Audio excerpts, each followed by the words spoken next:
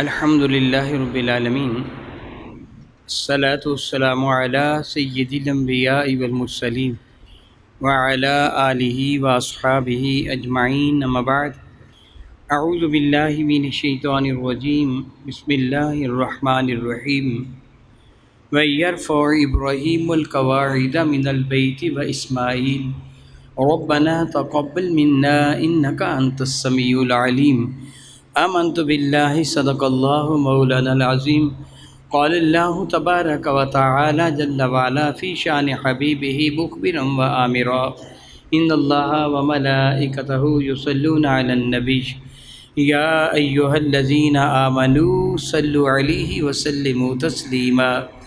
اللہم صل وسلم وبارک علی سیدنا و مولانا و نبینا محمد النبی الأمی الکریم وعلی آلہ واصحابہ اجمعین۔ الصلاۃ والسلام علیک یا سیدی یا رسول اللہ وعلی آلک واصحابک یا سیدی یا حبیب اللہ۔ الصلاۃ والسلام علیک یا سیدی یا رحمۃ للعالمین وعلی آلک واصحابک یا سیدی یا سیدی یا شفیع المذنبین۔ احباب کرام قدر، یہ ماہ مقدس و معظم ذی-القعدۃ المعظم ہے۔ حرمت والے مہینوں میں 3 مہینوں میں یہ پہلا مہینہ، کل 4 حرمت والے مہینے ہیں۔ رجب المرجب کے بعد یہ 3 مہینے اکٹھے آتے ہیں، ذی-القعدہ، ذی-الحجہ اور محرم، یہ بھی حرمت والے مہینے ہیں۔ اس مہینے کو رب کائنات جل وعلا کے حضور جو خصوصی طور پر شرف حاصل ہے، علماء کرام کے نزدیک وہ یہ ہے کہ اس ماہ مقدس میں رب کائنات کے حکم سے حضرت سیدنا ابراہیم علیہ السلام نے حرم کعبہ کو تعمیر کیا تھا۔ یہ وہ مہینہ ہے جو حرم کعبہ کی تعمیر کا مہینہ ہے، جس مہینہ میں رب کائنات نے ہمیں وہ گھر عطا فرمایا کہ جو ایک مرکز ہدایت ہے۔ رب کائنات جل حکیم نے جب آسمانوں کو تخلیق فرمایا، یعنی زمین کو تخلیق فرمایا، آسمانوں کو تخلیق فرمایا، اور آسمانوں کو تخلیق فرما کر اللہ تعالیٰ نے 7ویں آسمان پر بیت المعمور بنایا۔ معمور کا لفظی معنی ہوتا ہے بھرا ہوا، بھرپور، آباد۔ معمور کا لفظی معنی عمرانیات سے ہے، لفظ عمرہ تعمیرات، معمور جو بھرا ہوا ہے، آباد و شاد ہے۔ وہ گھر حرم کعبہ کی طرح ہر وقت آباد و شاد رہتا ہے، جس طرح حرم کعبہ ہر وقت ہی آباد ہے۔ معاذ اللہ تعالیٰ کوئی وقت ایسا نہیں ہوتا جب حرم کعبہ خالی ہو، موجود نہ ہو۔ انسان ہی موجود ہوتے ہیں، انسان نہ بھی ہو تو فرشتے تو موجود ہی ہیں نا۔ حالانکہ انسان بھی موجود ہوتے ہیں، صبح ہو، دوپہر ہو، شام ہو، دن ہو، رات ہو، حرم کعبہ کا کوئی ایسا لمحہ آپ کو نظر نہیں آئے گا جب وہاں آبادی نہ ہو، لوگ اس کا طواف نہ کر رہے ہوں۔ بہرحال وہ بیت المعمور ہے، بھرا ہوا گھر۔ میرے اور آپ کے کریم آقا تاجدار اربعجم شفیع معظم رحمت عالم صلی اللہ علیہ وسلم جب معراج کے لیے آسمانوں کی سیر کی خاطر 7ویں آسمان پر گئے تھے، پہلا، دوسرا، تیسرا، چوتھا، جس طرح آپ معراج کے واقعہ میں اس بات فرماتے رہتے ہیں کہ حضور پہلے آسمان کے بعد دوسرے پر، پھر تیسرے، چوتھے، 7ویں پر جب گئے نا، تو آپ نے وہاں ایک گھر دیکھا جو نور کا بنا ہوا گھر تھا۔ اس گھر کی دیوار سے ایک عظیم شخصیت ٹیک لگائے تشریف فرما تھی، جن کی ریش بارکہ داڑھی بھی سفید تھی اور ان کا لباس بھی سفید تھا، اور ان کی شکل و صورت نہایت ہی پر نور اور حسین تھی۔ میرے کریم آقا نے جبریل امین سے پوچھا یہ کون ہیں؟ حالانکہ میرے کریم آقا صلی اللہ علیہ وسلم ان سے پہلے ملاقات فرما چکے تھے بیت المقدس کے اندر، ملاقات ہو چکی۔ بھائی ہماں سوال فرمایا یہ کون ہے؟ تو ہر وقت سوال عدم علم کے لیے نہیں بلکہ کبھی وضاحت کے لیے بھی سوال کیا جاتا ہے۔ بہت اچھی طرح آپ جانتے ہیں کہ ہو سکتا ہے کوئی بچہ گھر آ کے کہے کہ ابا جی آپ مجھے اسکول نہ بھیجا کریں، میری ماسٹر جی تو کچھ کو بھی نہیں آتا، آپ بھیجتے مجھے اسکول پڑھنے کے لیے کہ یا بیٹے پڑھ کے آ، تو میرے ماسٹر جی تو کچھ بھی نہیں آتا۔ تو باپ پوچھے تجھے بیٹے کیسے پتہ چلا کہ تیرے ماسٹر کو کچھ بھی نہیں آتا؟ ابا جی وہ مجھ سے پوچھتا تھا 2 ضرب 2 کا جواب کتنا ہوتا ہے، وہ مجھ سے پوچھ رہا تھا 2 ضرب 2 کا جواب کتنا ہوتا ہے۔ اگر مارٹی جی کو پتہ ہوتا مجھ سے کیوں پوچھتا، اسے پتہ ہی نہیں ہے۔ معلوم ہوا کہ ہر سوال عدم علم کی دلیل نہیں ہوا کرتا، یہ نہیں کہ پوچھنے والے کو پتہ نہیں، بعض دفعہ وہ اس کا امتحان بھی لیتا ہے جس سے وہ پوچھ رہا ہوتا ہے، بعض اوقات وضاحت بھی طلب کرتا ہے وغیرہ وغیرہ۔ میرے نبی نے پوچھا یہ کون ہے، تو جبریل امین نے کہا یا رسول اللہ یہ آپ کے جد امجد حضرت ابراہیم علیہ السلام ہے۔ یاد رکھیں کہ سب سے پہلے جس کے بال سفید ہوئے تھے وہ ابراہیم علیہ السلام ہے۔ ابراہیم علیہ السلام سے پہلے کسی کے بال سفید نہیں تھے۔ ابراہیم علیہ السلام نے ایک مرتبہ اپنی ریش انور کو مبارک داڑھی کو دیکھا کہ سفید بال ہیں، تو آپ نے بارگاہ رب العزت سے کیا مولا یہ کیا، یعنی کالی داڑھی میں سفید بال آ گیا، مولا یہ کیا؟ تو اللہ تعالیٰ فرمایا اے ابراہیم یہ تیرا نور اور وقار ہے، تیری عزت ہے، تو آپ نے کیا مولا پھر اس نور میں اضافہ فرما دے۔ اب کی ساری ریش انور سفید ہو گئے۔ رب کریم کی قدرت کاملہ دیکھیے کہ جنت میں سفید داڑھی نہیں، بڑھیپا نہیں ہے، لیکن ابراہیم کی ریش انور سفید ہے۔ میرے نبی نے ملاحظہ فرمایا کہ ان کی خدمت میں چھوٹے چھوٹے بچے ہیں جو ان کے ساتھ یوں کھیل رہے ہیں جس طرح باپ کے ساتھ اولاد کھیلتی ہے، اور باپ اس کے ساتھ لاڑ پیار کرتے ہیں۔ اور آپ کا نام بلا کیا ہے؟ حضرت عبرانی زبان کا اب رحیم، اب باپ، رحیم پیار کرنے والا، رحمت والا، اب رحیم ابراہیم علیہ السلام۔ وہ پیار کر رہے ہیں بچوں سے، اور بچے کوئی گود میں ہیں، کوئی کندھوں پہ سوار ہیں، کوئی بازو کو پکڑے ہوئے ہیں، کوئی پیار کر رہے ہیں، بلائیاں لے رہے ہیں، آپ ان سے پیار فرما رہے ہیں۔ میرے کریم نے یہ منظر دیکھا، اے جبریل یہ میں سارا منظر کیا دیکھ رہا ہوں؟ تو جبریل نے کہا یا رسول اللہ یہ تمثیل آپ کی امت کے ان بچوں کی ہے جو بچپنے میں فوت ہو جاتے ہیں، وہ ابراہیم کی خدمت میں بھیج دیے جاتے ہیں۔ یہ سارے بچے وہ ہیں، وہ جس گھر سے ٹیک لگائے بیٹھے تھے اسی گھر کا نام بیت المعمور ہے۔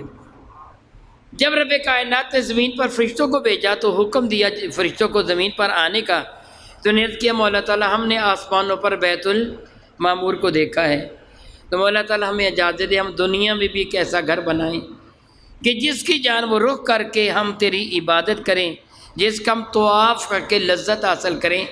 تو اللہ تعالیٰ نے اجازت دے دی کہ بیت المعمور کی بالکل سیدھ میں زمین پر میرا گھر بنا لو۔ چنانچہ وہ گھر حرم کعبہ کی شکل میں تعمیر ہوا۔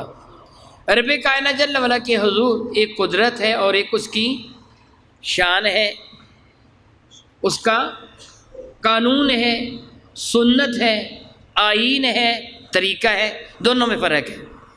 قدرت اس کی یہ ہے کہ وہ چاہے تو بغیر ماں باپ کے آدم و حوا کو پیدا کر دیں، وہ چاہے تو بغیر باپ کے حضرت عیسیٰ علیہ السلام کو پیدا کر دیں، اس کی قدرت ہے نا۔ اس کے علاوہ دیکھیے سب سے پہلا جو درخت پیدا ہوا وہ کس بیج سے پیدا ہوا؟ اللہ کی قدرت سے پیدا ہوا نا۔ سب سے پہلے جو جانور بنا اس کے ماں باپ کون تھے؟ اللہ نے بغیر ماں باپ کے پیدا کیے نا۔ وہ قادر ہے چاہے تو بغیر ظاہری اسباب کے کسی چیز کو تخلیق فرما دے، مگر اس کا قانون کیا ہے؟ پہلے جو آدم و حوا بنے وہ بغیر ماں باپ کے بنے، لیکن ہم ماں باپ کے ذریعے دنیا میں آئے۔ قانون ہے نا یہ، یعنی اللہ کے حضور یہ قانون ہے۔ وہ چاہتا تو کسی بھی شے کو کن کہہ کے پیدا فرما دیتا، مگر اس سے پہلے پانی کو پیدا فرمایا ایک اصول کے تحت، جو اس کے ہاں قانون ہے۔ پانی کو پیدا فرمایا، پانی پر ہوا کو چلایا، پانی میں تلاطم بپا ہوا، بڑی بڑی موجیں اٹھیں، باہم ٹکرائی، نتیجہ تن جھاگ پیدا ہوا۔ یہ طریقہ ہے کسی چیز کے تخلیق کرنے کا۔ جھاگ پیدا ہوا، اس جھاگ سے اللہ تعالیٰ نے زمین کو تخلیق فرمایا۔ سب سے پہلے یہ جگہ جھاگ پیدا ہوا، جگہ حرم کعبہ کی جگہ ہے، یعنی زمین کی ابتدا حرم کعبہ سے ہوئی، اور اسی کی مٹی سے، اسی جگہ کی مٹی سے اللہ تعالیٰ نے حضرت آدم کی تخلیق فرمائی۔ علماء اکرام یہی فرماتے ہیں گویا آدم علیہ السلام کی تخلیق زمین کے مرکز سے ہے۔ علماء اکرام ارشاد فرماتے کشف الغمام وغیرہ میں ہے کہ حرم کعبہ کی حیثیت پوری روئے زمین پر وہی ہے جو ناف کی حیثیت انسان کے بدن میں ہے۔ یاد رکھیے جب وہ سپرم رحم مادر میں جاتا ہے نا تو جھلی ہوتی میوکس میمبرین، اس میں کسی جگہ جا کے اٹک جاتا ہے۔ جس جگہ جا کے اٹکتا ہے نا وہی جگہ ناف کی اور اول کی جگہ ہوتی ہے، پھر انسان اس کے گرد گرد ہی بنتا ہے۔ اگر آپ ایک نارمل انسان کو اپنے آپ کو دیکھ لیں، ایک نارمل انسان کو دیکھیں گے، ناف سر سے لے کے ناف تک نہ ماپیں، ناف سے لے کے قدموں تک ماپیں، یہ عموماً درمیان میں ہوگی، دائیں اور بائیں بھی ماپیں گے، گویا ناف مرکز ہے۔ اسی طرح حرم کعبہ پوری روئے زمین کا مرکز ہے۔ رب کائنات کے حکم سے فرشتوں نے نیچے حرم کعبہ بنا لیا، اور یہ بنا کہاں بنا؟ عین بیت المعمور کی سیدھ میں اور زمین کے مرکز میں، جہاں سے زمین کی تخلیق ہوئی تھی اللہ کے حکم کے ساتھ۔ یہ پہلا کعبہ بلوری تھا، یوں سمجھے جس طرح شیشے کا بنا ہوتا ہے، شفاف تھا، سادہ لفظ میں یوں کہیے کہ نور کا بنا ہوا تھا، فرشتوں نے بنایا تھا، دورانی مخلوق ہیں۔ جب رب کائنات زمین پر حضرت آدم کو بھیجا تو حضرت آدم کو حکم دیا، اے آدم اب حرم کعبہ تم بناؤ۔ چنانچہ فرشتوں کے حرم کعبہ کی جگہ حضرت آدم نے حرم کعبہ بنایا۔ پھر میرے اللہ نے آدم علیہ السلام کو حکم دیا اس کا طواف کرو، اس کا حج کرو۔ چنانچہ آپ نے اس کا طواف کیا۔ اس زمانہ میں سوئی اور دھاگا ایجاد نہیں ہوا تھا۔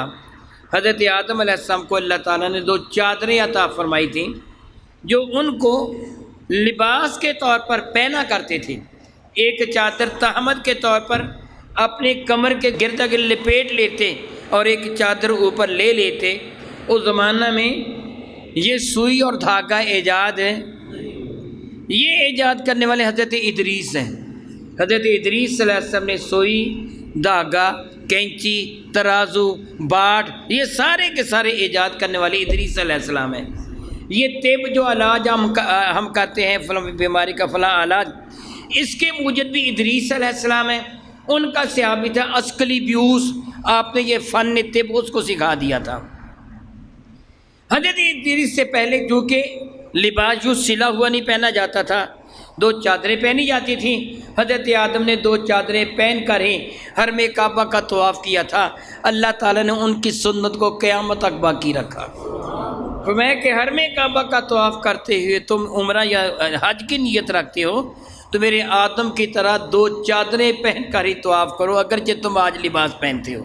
اللہ نے وہی حکم دیا۔ تو حضرت سیدنا آدم علیہ السلام نے اس گھر کا طواف کیا۔ حضرت آدم علیہ السلام کے زمانے سے لے کے حضرت نوح علیہ السلام کے زمانے تک یہ حرم کعبہ اسی طرح رہا۔ نوح علیہ السلام کے زمانے میں طوفان آیا، طوفان کی وجہ سے یہ حرم کعبہ اب زمین سے معدوم ہو گیا۔ یہاں ایک ٹیلہ تھا جس کو آپ عرف عام میں کھنڈرات کا نام دیتے ہیں۔ جب کوئی مکان بوسیدہ ہو کر وہ ختم ہو جاتا ہے تو وہاں کیا باقی رہ جاتا ہے؟ کھنڈرات رہ جاتے ہیں نا۔ حضرت ابراہیم علیہ السلام اللہ کی عطا سے جانتے تھے کہ آدم نے حرم کعبہ بنایا کہاں تھا، ان کو علم تھا۔ جب رب کائنات نے ابراہیم علیہ السلام کو حکم دیا تھا، واقعہ تو بہت طویل ہے نا لیکن میں اختصار سے کام لے رہا ہوں، حکم دیا تھا کہ ابراہیم اپنے بیٹے اسماعیل کو اور اپنی زوجہ سیدہ ہاجرہ کو بیت الخلیل، یہ بیت الخلیل کا علاقہ ہے ملک شام میں، فلسطین میں، بیت الخلیل سے ہجرت کرو اور ان کو حرم کعبہ کے پہلو میں چھوڑ آؤ۔ میں ابھی بتا چکا حرم کعبہ موجود تھا نہیں، حرم کعبہ موجود وہ طوفان نوحی کی نظر ہو چکا تھا، اب ایک جگہ کھنڈرات باقی تھے۔ حضرت سیدنا اسماعیل علیہ السلام کو حضرت ابراہیم لے کر بیت الخلیل سے چلے ہیں، جو کہ اللہ کے نبی ہیں۔ معجزانہ طور پر بڑی تیزی کے ساتھ آپ نے سفر طے فرمایا اور ملک شام سے صحرائے حجاز میں آپ پہنچے، فاران کے علاقہ میں۔ مکہ مکرمہ کے زمانے میں فاران کہا جاتا تھا، وہ فاران کی چوٹیوں پر آفتاب رسا رو، آپ نے کبھی یہ پڑھا ہوگا، فاران اس علاقے کو کہا جاتا تھا۔ یہاں تشریف لے آئے۔ میں تھوڑی سی وضاحت کر دوں تاکہ میری بات سمجھنا آپ کے لیے آسان ہو جائے۔ حضرت ابراہیم علیہ السلام کی پہلی شادی ان کے چچا کے بیٹے ہاران کی بیٹی حضرت سارہ کے ساتھ ہوئی تھی۔ 80 یا 100 سال کا عرصہ بیت گیا، اللہ تعالیٰ نے حضرت سارہ سے کوئی بھی اولاد آپ کو عطا نہ فرمائی۔ آپ اللہ تعالیٰ کے حضور دن رات دعائیں کیا کرتے تھے، اے اللہ تعالیٰ مجھے نیک اور صالح بیٹا عطا فرما، مجھے رب حب لی صالحہ، مولا تعالیٰ مجھے نیک بیٹا عطا فرما۔ حضرت سیدہ سارہ نے حضرت سیدنا ابراہیم علیہ السلام کو مشورہ دیا کہ آپ حضرت ہاجرہ سے شادی کر لیں، ان سے نکاح کر لیں کہ اللہ تعالیٰ نے میرے بطن سے آپ کو بیٹا کوئی بچہ نہیں عطا کیا، ہو سکتا ہے اللہ تعالیٰ ہاجرہ کی نسل سے میرے پیٹ سے آپ کو بیٹا عطا فرما دے، بیٹی عطا فرما دے، آپ کی نسل باقی رہے۔ چنانچہ حضرت سارہ کے مشورہ سے حضرت ابراہیم نے حضرت ہاجرہ سے شادی کر لی۔ حضرت ہاجرہ کے شکم سے اللہ تعالیٰ نے بیٹا عطا فرمایا جس کا نام رکھا آپ نے اسماعیل۔ کیا نام رکھا؟ ایل عبرانی زبان میں اللہ کو کہتے ہیں، جس طرح جبرا ایل، اسرا فیل، میکا ایل، ازرا ایل، اسی طرح حضرت یعقوب کا لقب اسرائیل، ایل اللہ کو کہتے ہیں، اور پہلا جملہ اس کی جانب منسوب کرنا۔ حضرت ابراہیم علیہ السلام نے اللہ بہتر جانتا کتنا عرصہ دعائیں مانگی تھیں، نتیجتاً اللہ تعالیٰ نے حضرت اسماعیل عطا فرمائے۔ تو آپ نے نام کیا رکھا؟ معنی کیا بنتا ہے؟ اسماعیل، سن لی میری دعا اللہ نے۔ اس پر سماعت کرنا، جس طرح ہم سب کو دنیا میں کس نے بھیجا؟ ہمیں بیٹا کون دیتا ہے؟ اللہ۔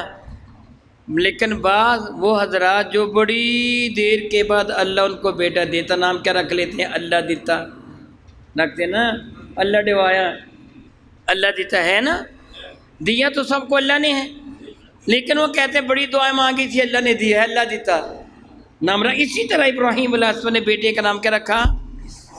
اللہ نے میری سن لی، اللہ نے میری سن لی، یہ اللہ تعالیٰ کی رحمت سے مجھے بیٹا ملا۔ حضرت ابراہیم علیہ السلام کو حکم ہوا کہ ابراہیم اپنے اس بیٹے کو اور اپنی بیوی کو ایک جگہ سے وہاں چھوڑاؤ، یہ جگہ بیت الحرام ہے، یہ ہزاروں کلومیٹر کا فاصلہ بنتا ہے، جو ابراہیم علیہ السلام نے اللہ کے حکم سے بدتیزی کے ساتھ طے کر لیا۔ اس صحرا میں آ گئے، حرم کعبہ کے پہلو میں، حرم کعبہ وہاں موجود نہیں تھا، ایک ٹیلا تھا سرخ رنگ کا، معلوم ہوتا تھا کہ جہاں کبھی کسی نے کوئی کمرہ بنایا تھا، جو طوفان کی نظر ہو گیا۔ قرآن کریم گواہی دیتا ہے کہ ابراہیم علیہ السلام جب وہاں کے ٹھہرے نا، تو آپ نے اللہ تعالیٰ کے حضور یہ عرض کیا تھا، اے میرے مولا انی اسکنت من ذریتی بواد غیر ذی زرع عند بیتک المحرم۔ مولا تعالیٰ انی اسکنت، میں نے سکونت پذیر کیا ہے، ٹھہرایا ہے، میں نے ان کو آباد کیا ہے، اپنی اولاد من ذریتی، اپنی اولاد میں سے اپنے بیٹے کو اسماعیل کو اور اس کی ماں کو، بوادن غیر ذی زرع، بوادن ایک ایسی وادی میں، ایک ایسے علاقہ میں، غیر ذی زرع جس میں زراعت نام کی کوئی بھی شے نہیں ہے، یعنی جس میں گھاس کا تنکا بھی نہیں ہے، ایسے وہ خشک اور بے آب و گیا پہاڑ ہیں۔ مولا تعالیٰ اس آبادی میں بواد غیر ذی زرع عند بیتک المحرم، مولا تعالیٰ تیرے حرمت والے گھر کے قریب، وہاں گھر تو موجود نہیں تھا نا، مگر ابراہیم علیہ السلام نے کیا کیا؟ مولا تعالیٰ تیری حرمت والے، یعنی پتہ تھا یہاں حرم کعبہ ہے۔ تھوڑی سی میری بات کو غور کے ساتھ آپ نے سننا ہے تاکہ آپ کو حقیقت کا پتہ چلے جو میں آپ کو بتانا چاہتا ہوں۔ حضرت اسماعیل کے، حضرت ہاجرہ کے گھر سے آ جانے کے بعد حضرت سیدہ سارہ کو اللہ نے بیٹا عطا فرمایا جس کا نام حضرت ابراہیم نے اسحاق رکھا۔ پھر اور بیٹے عطا فرمائے، مدین، مدائن وغیرہ اور بیٹے بھی عطا فرمائے۔ حضرت اسحاق کو اللہ نے بیٹا دیا جن کا نام انہوں نے یعقوب رکھا۔ دو بیٹے تھے، ایک کا نام عیس اور ایک کا نام یعقوب، یہ دونوں جڑوان پیدا ہوئے تھے، ٹوین جڑوان پیدا ہوئے تھے۔ عیس پہلے پیدا ہوئے تھے، یعقوب بعد میں پیدا ہوئے تھے۔ نام کیا رکھا؟ یعقوب۔ عقب عربی میں کہتے ہیں ایڑی کو، پیچھے آنے والے کو، جس طرح کہتے ہیں کہ فلاں کے عقب میں میرا گھر ہے، فلاں کے عقب میں فلاں ہے، عقب پچھواڑا۔ میں کر رہا تھا حضرت یعقوب کا لقب ہے اسرائیل، رات کے وقت اللہ کی رضا کی خاطر گھر سے نکلنے والا۔ بعد میں جتنے نبی پیدا ہوئے ہیں سارے ان کی اولاد سے پیدا ہوئے ہیں۔ میری بات کی سمجھ اب آپ کو آ گئی ہے نا؟ حضرت ابراہیم کے بیٹے، بڑے بیٹے کا نام کیا ہے؟ اسماعیل۔ بڑے بیٹے کا نام کیا ہے؟ چھوٹے بیٹے کا نام؟ اسحاق کے بیٹے کا نام یعقوب۔ بعد میں آنے والے سارے نبی حضرت یعقوب کی اولاد سے پیدا ہوئے، ان کو انبیاء بنی اسرائیل کہا جاتا ہے۔ بنی اسرائیل کی اولاد، اسرائیل یعقوب کا لقب ہے۔ دوسرے جو بیٹے تھے حضرت ابراہیم کے بڑے بیٹے حضرت اسماعیل، ان کی نسل سے کوئی بھی نبی پیدا نہ ہوا، سب سے آخر آ کر میرے نبی پیدا ہوئے ہیں، سب سے آخر آ کے میرے نبی پیدا ہوئے ہیں۔ اب حضرت سیدنا اسرائیل، حضرت یعقوب کی اولاد جو بنی اسرائیل کے نبی تھے، وہ مختلف علاقوں کے نبی، کوئی کسی علاقے کا، کوئی کسی علاقے کا، کسی علاقے کا۔ اللہ نے حضرت اسماعیل کو کہاں بھیجا؟ ابراہیم علیہ السلام کے ذریعے کہاں بھیجا؟ حرم کعبہ کے نزدیک بھیجا، حرم کعبہ کے پہلو میں بھیجا۔ حرم کعبہ کہاں بنا؟ جہاں زمین کی ابتدا ہوئی، مرکز ہے۔ حضرت اسماعیل کو کہاں بھیجا؟ زمین کے مرکز میں۔ ان کی نسل سے اس ہستی نے پیدا ہونا تھا جس کی نبوت پوری کائنات پہ پھیلنی تھی، اس لیے ان کو بھیجا ہی مرکز میں، پھر وہیں رکھا۔ اور آپ جانتے میرے نبی پیدا کہاں ہوئے تھے؟ مکہ مکرمہ میں۔ جو زمین کا مرکز ہے نا، وہیں میرے نبی کی ولادت پیدا ہوئی۔ یہ زمین کا مرکز ہی نہیں ہے، اس کی سیدھ میں اوپر جائیں تو بیت المعمور، وہ آسمانوں کا مرکز۔ تو گویا میرے کریم آقا کو اللہ نے رکھا ہی مرکز میں ہے کہ ان کی نبوت اور نور و فیضان پوری کائنات میں پھیلنا ہے اور برابر پھیلنا ہے، اس لیے ان کو مرکز میں رکھا۔ میں قبل ازیں ایک بات عرض کر چکا ہوں، حرم کعبہ کو علماء کرام نے زمین کی ناف قرار دیا، کہا نا میں نے ابھی۔ اور آپ کے علم ہے کہ بچے کو خوراک ماں کے پیٹ میں کس راستے سے ملتی ہے؟ اسی راستے سے ملتی ہے۔ گویا ماں کا سارا فیض ناف کے ذریعے پورے بدن میں پھیلتا ہے، تو پوری کائنات میں میرے نبی کا فیض مکہ مکرمہ کے صدقہ سے پھیل رہا ہے، حرم مدینہ کے صدقہ سے پھیل۔ تو حضرت سیدنا ابراہیم علیہ السلام نے ان کو یہاں چھوڑا اور واپس چلے گئے۔ پھر واقعہ طویل ہے، پھر کیا ہوا، پھر کیا ہوا، پھر کیا ہوا، پھر کیا ہوا، میں تفصیل میں نہیں جاؤں گا۔ جب رب کائنات جل وعلا کو منظور تھا کہ اب اس جگہ حرم کعبہ کو تعمیر کیا جائے، بحمد اللہ تعالیٰ ثم الحمد للہ تعالیٰ، اب آپ جانتے ہیں پوری دنیا کے مسلمان خواہ کسی بھی ملک، کسی خطے، کسی علاقہ میں موجود ہوں، نماز پڑھنا چاہتے تو اپنا چہرہ حرم کعبہ کی جانب کرتے ہیں، مرکز کی جانب کرتے ہیں، جہاں میرے نبی کی ولادت بسادے اس شہر کے، اس گھر کی جانب کرتے ہیں جو مرکز ہے۔ وہ پوری کائنات کا مرکز، دنیا کا مرکز حرم کعبہ، آسمان کا مرکز بیت المعمور، اور یہ دونوں ایک دوسرے کی سیدھ۔ حضرت ابراہیم علیہ السلام کو رب کائنات نے حکم دیا کہ ابراہیم اس گھر کی تعمیر کرو۔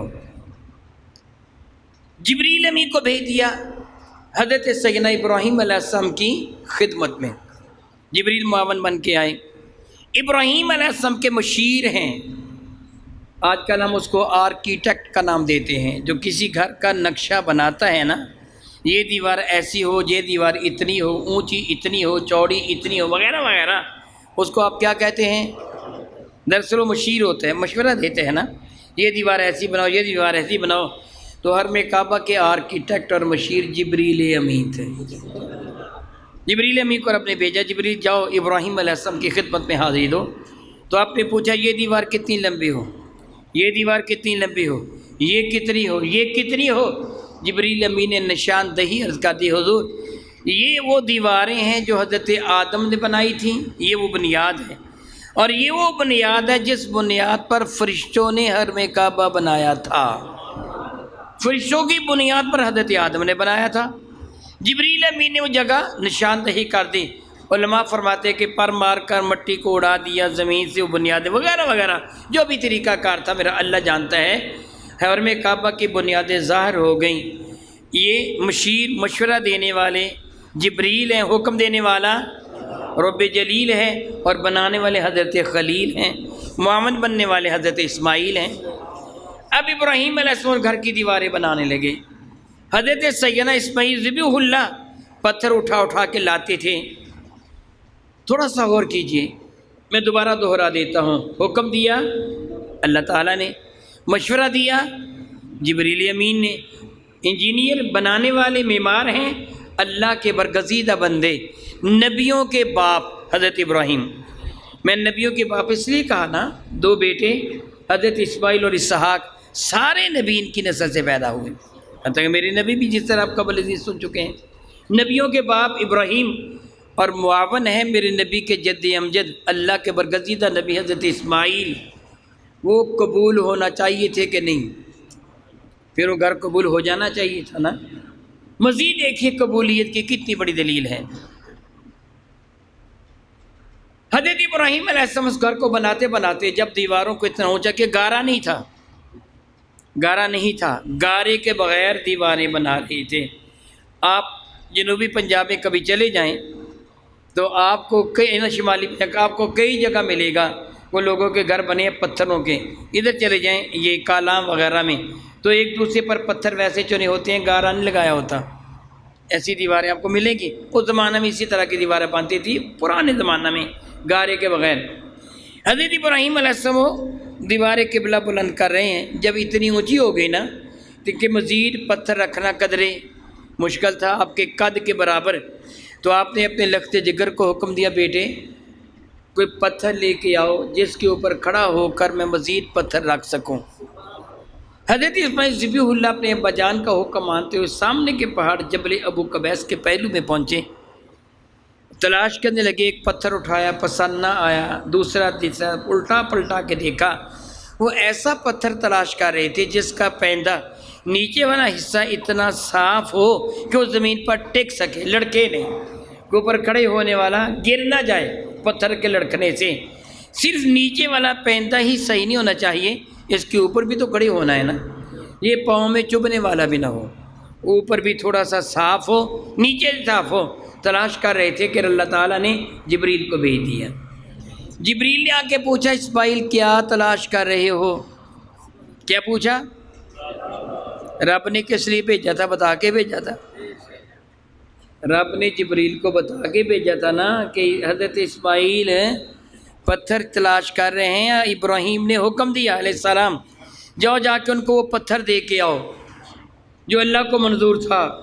جبریل آئے، پوچھا اسماعیل کیا کر رہے ہو؟ وہی پہلی بات کہ ہر سوال سائل کے علم کی دلیل نہیں ہے، کہ اسے پتہ ہی نہیں ہے۔ جبریل نے پوچھا، اسماعیل ذبیح اللہ فرمان لگے، میں ایسا پتھر تلاش کر رہا ہوں جس پر ابا جان کھڑے ہو کر حرم کعبہ کی دیواروں کو مزید بلند کرے۔ حضرت جبریل جانتے تھے اللہ نے بھیجا تھا۔ انہوں نے جبل ابو قبیس کے پہلو سے ایک پتھر اٹھا کے دیا۔ علماء فرماتے، بلکہ میرے نبی فرماتے، یہ پتھر جنت سے آیا تھا۔ دو پتھر جنت سے آئے، ایک یہ جس کو مقام ابراہیم کا نام دیتے ہیں، دوسرا وہ جو حجر اسود کے طور پر حرم کعبہ کے پہلو میں وہ لگا ہوا ہے۔ جبریل نے یہ پتھر دے دیا۔ حضرت اسماعیل ذبیح اللہ کو پتھر پسند آیا، یہ ویسا ہی تھا جس طرح کا آپ چاہتے تھے۔ حضرت ابراہیم کے پاس لے گئے اور آپ نے دیکھا تو بہت پسند فرمایا، شاباش دی، اور پتھر کو نیچے رکھ کے اس کے اوپر کھڑے ہو گئے۔ جوتا ابھی اس طرح سے ایجاد نہیں ہوا تھا، پاؤں ننگے تھے، سارا دن اس پتھر کے اوپر کھڑے رہنا تھا۔ ظاہر ہے کہ پتھر کی نوکوں سے پاؤں کے تھک جانے کا، چبھن کے محسوس ہونے کا ایک عجب دکھ ہونا تھا، احساس ہونا تھا۔ اسماعیل ذبیح اللہ اسی لیے ایسا پتھر تلاش کر رہے تھے نا کہ جس کی نوکیں تیز نہ ہوں، ابا جان کے پاؤں میں چبھن محسوس نہ ہو، سارا دن کھڑے رہیں گے، تھک نہ جائیں۔ مگر یہ پتھر جو لے کے آئے، ابراہیم کھڑے ہوئے تو پتھر نے اپنے سینے کو نبی کے قدموں کے نیچے موم کی طرح ملائم بنا دیا۔ کئی انچ آپ کے پاؤں اس کے اندر دھنس گئے۔ ہے کیا وہ؟ پتھر۔ کیا ہے وہ؟ پتھر۔ پاؤں آپ کے کئی کئی انچ دھنس کے، اللہ کرے آپ خود حرمین شریفین کی زیارت کے سے مشرف ہوں، آپ کے قدموں کے نشانات کو خود زیارت کریں، وہاں موجود ہیں آج بھی۔ پاؤں اس کے اندر دھنس گئے، ظاہر ہے کہ اب اس پتھر نے اپنی آغوش محبت پہ ابراہیم کے پاؤں کو لے لیا۔ کیسے بدبخت ہیں وہ دل اس پتھر سے بھی سخت کہ جن کے دل میں نبی کی محبت نہیں ہے۔ پتھر نے اپنے سینے کو کتنا نرم کر دیا، اب ان کو چوبن محسوس نہیں ہوتی تھی۔ آج کل جس طرح اسپنج پہ کو بندہ کھڑا ہوتا ہے، اس طرح موم پہ کھڑا ہوتا ہے، اس طرح ابراہیم کے پاؤں کے نیچے نرم اور گداز پتھر ہے۔ پھر وہ پتھر اتنا وفاشار ہے، جب آپ نے ایک پتھر رکھا نا دیوار پر تو اب آگے بڑھنا تھا، دوسرا پتھر رکھنے کے لیے چاہیے تھا کہ نیچے اترتے، پتھر کو کھینچ کر آگے کرتے، مگر پتھر خود آگے ہو گیا، دوسرا پتھر بھی رکھ دیا۔ مزید میں باتیں آئندہ عرض کروں گا، یہاں صرف میں بتانا چاہتا ہوں اب وہ پتھر بھی فرما بردار ہے، وہ پتھر بھی حکم بھی اللہ کا ہے، مشورہ جبریل کا ہے، بنانے والے اللہ کے نبی ہیں، معاون اللہ کے نبی ہیں۔ ان ساری باتوں کے باوجود اللہ تعالیٰ کیا فرماتا ہے؟ وَإِذْ يَرْفَعُ، یاد کرو اس وقت کو جب ابراہیم رفعت بلند کرنا، عرف اور اعلیٰ، یرفع ابراہیم القواعد، قواعد قاعدہ کی جمع ہے، قاعدہ کہتے ہیں بنیاد کو، جس طرح قرآن کریم کا قاعدہ، طریقہ، بنیادی اصول، ان کو کیا کہتے ہیں؟ قاعدہ، بنیادی اصول، اصول کہتے ہیں جڑ بنیاد کو، یعنی یرفع ابراہیم القواعد من البیت، جب ابراہیم اس گھر کی بنیاد بلند کر رہے تھے۔ کس گھر کی؟ حرم کعبہ کی۔ کس گھر کی؟ بن رہا ہے اللہ کا گھر، بنوا رہا ہے اللہ خود، جبریل مشیر ہیں، اسماعیل معاون ہیں، ابراہیم بنانے والے ہیں علیہ الصلاۃ والسلام، مگر غرور یا تکبر نہیں ہے، بناتے کہہ رہے ہیں، کیا کہہ رہے ہیں؟ پہلا پارہ ہے، اللہ فرماتے ہوئے یرفع ابراہیم القواعد من البیت و اسماعیل، وہ بنا رہے تھے تو کیا کہہ رہے تھے؟ ربنا تقبل منا، مولا ہماری جانب سے قبول کر لیں۔ قبولیت میں کوئی شک تھی؟ حکم تو اللہ نے خود دیا ہے، جبریل مشورہ دے رہے ہیں، دونوں اللہ کے نبی ہیں، بنا اللہ کا گھر رہے ہیں، پتھر فرما برداری کر رہے ہیں، پھر بھی غرور نہیں ہے، تکبر نہیں ہے، کیا کر رہے ہیں؟ ربنا تقبل منا، مولا تو ہماری جانب سے اس کو قبول کر لینا، انک انت السمیع العلیم، مولا تو ہماری دعا کو سنتا بھی ہے، علیم جو ہمارے دل کی کیفیت اس کو جانتا بھی ہے۔ قرآن کریم نے یہ آپ کے سامنے کہانی بیان نہیں کی، جو میں نے عرض کیا ہے نا، قرآن کریم نے کو کہانی نہیں آپ کو سنائی، بلکہ قرآن کریم نے اس پہ سبق دیا ہے، تو کتنی بھی اعلیٰ عبادت کر لے غرور نہ کرنا، قبولیت کے لیے اپنے رب سے دعا کرتے رہنا، غرور نہ کرنا۔ میں بڑا نمازی ہوں، ہماری عادت ہے نا، آپ کسی سے پوچھ کے دیکھیں، وہ کہے گا وہ صبح میں نماز تہجد کے لیے اٹھانا تو ٹھنڈی ٹھنڈی ہوا چل رہی تھی، بارش ہو رہی تھی، بتانا تو تیرا یہ ہے کہ تہجد پڑھنے کے لیے اٹھا، بتانا یہ ہے کہ میں تہجد گزار ہوں، ضرورت کیا ہے بتانے کی؟ تو لوگوں کے لیے نماز پڑھتے ہیں، یہ اللہ کے لیے، اللہ کو پتہ ہے کہ تو کیسا ہے اور کیسا نہیں، وہ تیرے دل کی کیفیت سے واقف ہے۔ مشہور ہے نا کہ کسی آدمی نے انگوٹھی پہنی ہوئی تھی، کہنے لگا سارے قطار میں بیٹھ جاؤ، کیا کہنے لگا؟ سارے دکھا رہا تھا اپنی انگوٹھی کہ میں نے کوئی سارے قطار میں قطار میں بٹھانا مقصود نہیں تھا، انگوٹھی دکھانا مقصود تھا، موسم بتانا مقصود نہیں، بتانا مقصود میں تہجد پڑھتا ہوں۔ رب کی عبادت کر کے غرور تکبر نہ کر، مزید سر نیچا کر لے، یہ شاخ کو پھل لگا ہوتا ہے وہ شاخ جھک جایا کرتی ہے، نہاد شاخ پر میں و سر برزمی، جو شاخ پھلوں سے لدی ہوتی ہے وہ جھکی ہوئی ہوتی ہے، جو اکڑی ہوئی شاخ ہوتی ہے دلیل یہ ہوتی ہے کہ اس کا پھل لگا نہیں ہے، اس لیے اکڑی ہوئی ہے، جس کو پھل لگا وہ جھکی ہوئی ہے۔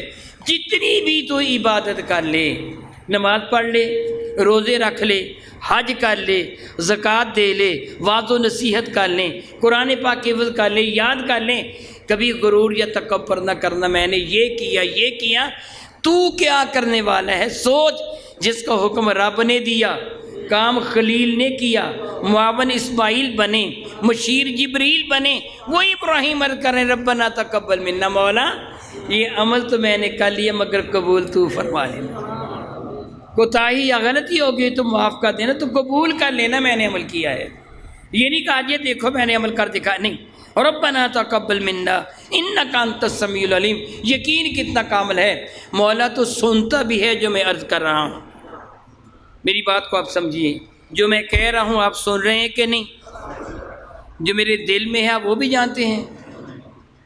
ابراہیم کیا عرض کر مولا جو میں زبان سے کہہ رہا ہوں وہ بھی تو سنتا ہے، جس نیت سے کہہ رہا ہوں میری دل کی کیفیت کو بھی تو جانتا ہے، یہ ہے انسانیت، یہ ہے عبادت۔ اللہ نے یہ واقعہ نہیں سنایا تمہیں، بلکہ اللہ تعالیٰ نے یہ بتایا کہ دیکھو میرے بندے ہوتے کیسے ہیں، کہ جب بھی وہ کوئی نیک عمل کرتے ہیں مجھے عرض کرتے مولا قبول کر لے، تو ساتھ یہ بھی عرض کرتے مولا تعالیٰ جو میری دل کی کیفیت نا، جس نیت سے میں نے یہ عمل کیا ہے مولا تعالیٰ میرے دل کی کیفیت سے بھی تو واقف ہیں۔ یہ ہیں وہ لوگ جو اللہ کے دربار میں محبوب ہوتے ہیں، جن کو اللہ تعالیٰ اپنے پیارے بنا لیتا ہے۔ انشاءاللہ تعالیٰ مزید میں آئندہ عرض کروں گا، اگر رب نے چاہا دعا کرتا ہوں کہ اللہ تعالیٰ ہماری ٹوٹی پھوٹی عبادتوں کو اپنے دربار میں قبول فرما لے، اللہ تعالیٰ ابلیس سے لے ان کے مقابلہ میں ہماری امداد فرمائے اور ہمیں ابلیس کے شر سے محفوظ رکھے کہ وہ ہماری عبادت کو ضائع کرنا چاہتے ہیں، غرور کے ساتھ، تکبر کے ساتھ، ریاکاری کے ساتھ، اللہ تعالیٰ اس کو ذلیل کرے، ہماری عبادات کو قبول فرمائے، آمین ثم آمین، وآخر دعوانا ان الحمد للہ رب العالمین۔